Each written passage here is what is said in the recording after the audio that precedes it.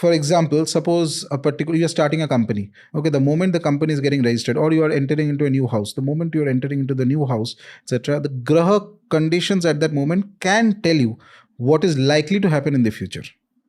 Okay, so that's like a birth of a thing. Birth need not be an animate; it can be an inanimate object also. Looking at the time when an individual is taking oath, you can predict that how his party or that individual in oath, in terms of, say, even a political party or somebody in some other capacity, you can say that how things are going to go. Okay, so not going into more details on this, but this is the broad outlook of things. And there is another aspect of Jyotisha which is a bit rare, which is like a destiny of land masses. Okay, this is something I have not explored too much, but it is also there, which means that, so what is the destiny of this, say, Southeast Asia or certain parts of the world? So that has its own rules also. But that is the aspect of Jyotish that is least explored, more or less. The most common is individual horoscopes and, of course, muhurtas. Okay. Now, when a person is born, there's date, time, place, these things. From this, you can get a map of the skies. Map means basically, after the Rashis, there are 12 Rashis I mentioned. The next most important thing is the 9 Grahas. Okay. 12 houses, 12 signs. 12 signs, 12 Rashis. The signs of the Rashis, what you call, which is like Aries, Taurus, Gemini, Cancer, and all this same thing. Okay. On an Indian astrological chart, do the 12 different houses represent different aspects of your life? Like, I have heard that the first house represents your personality, second house represents your marriage. Yes, of course. That is the whole basis using which you predict. Okay.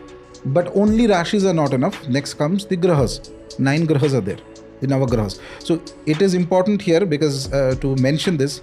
So the word Graha means, it comes from the root word in Sanskrit, which means to grasp. Okay, something that grasps your mind and governs you, basically. So are these actually the physical planets? Yes and no. Both are important to understand while we take the position of the physical planets, but let us, for the sake of discussion, assume that a graha is like the astral projection of one of the physical planets. Wow. Okay? Yeah. That is why you are able to also manipulate the grahas a bit. That comes in the last part of Jyotish. And by the way, not just in the East, in Western occult also, they have ways of invoking planets.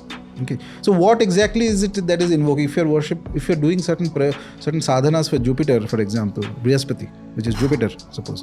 Okay, is it the physical planet? Is it changing anything? Nothing. But everything has its own.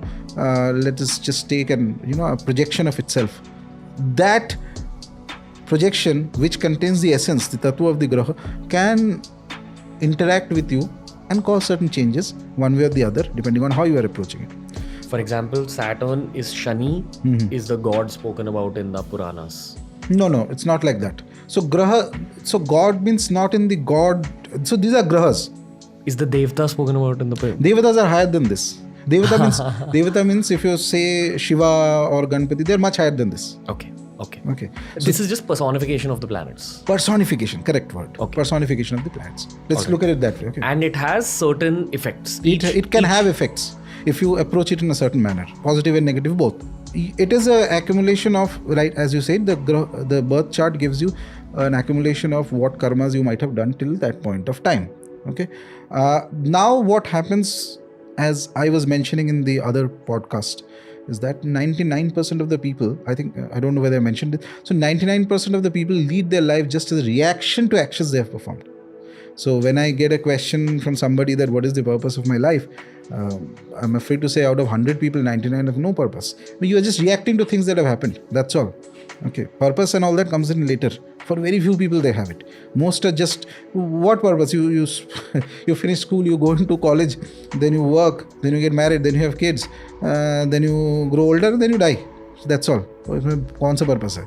It's just reaction. Sometimes you are happy, sometimes you are sad. This, that, and all that. So what happens, what I mean by that is that because of the momentum of actions you have done, more or less your destiny is, in broad lines, it is set. Which means that if you look at a horoscope at the moment of birth and it is indicating, suppose, that this person will have a bad marriage. Okay.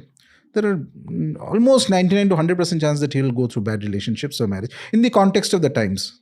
Okay. Say context of the times means, suppose the in say 500 years ago, somebody is seeing a chart and saying that your spouse is going to die. Okay, 500 years ago we did not have divorces and all that as much. So today spouse will not die, but divorce ho jayega, something like that.